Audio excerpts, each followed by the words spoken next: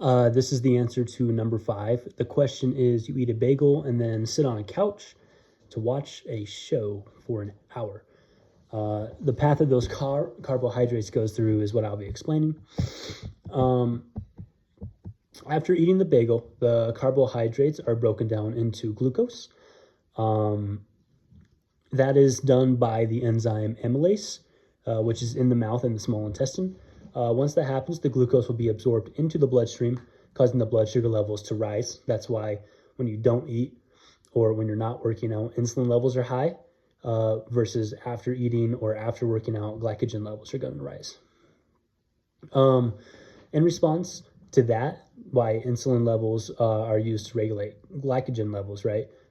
Glucose levels. So when that happens, the pancreas will release insulin, which signals cells in the muscle and liver to uptake glucose.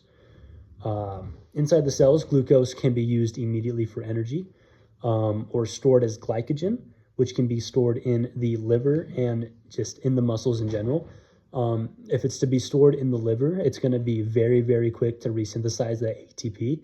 But if glycogen is not stored in the liver, it will need to go through the process again and be converted back into glucose to go through glycolysis.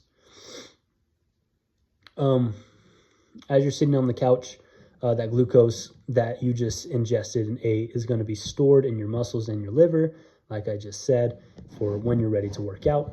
Once you start running, your muscles are going to need that energy, going to need that resynthesized ATP. So what's going to happen is you're going to take that glucose or glycogen from the liver or in the muscles that's already stored up, and you're going to convert it back to glucose so it can go through either glycolysis, or so you can immediately convert that glucose into ATP through the liver.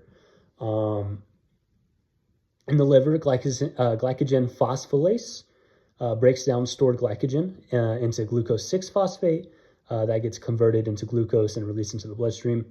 AMPK is activated by muscle contraction, and this enhances the uptake of glucose through muscle cells. And then there's GLUT4 as well. GLUT4 does this too. GLUT4 enhances the amount of uptake of glucose in the body. GLUT4 will embed itself into a cell membrane in order to create like a barrier or a crossover.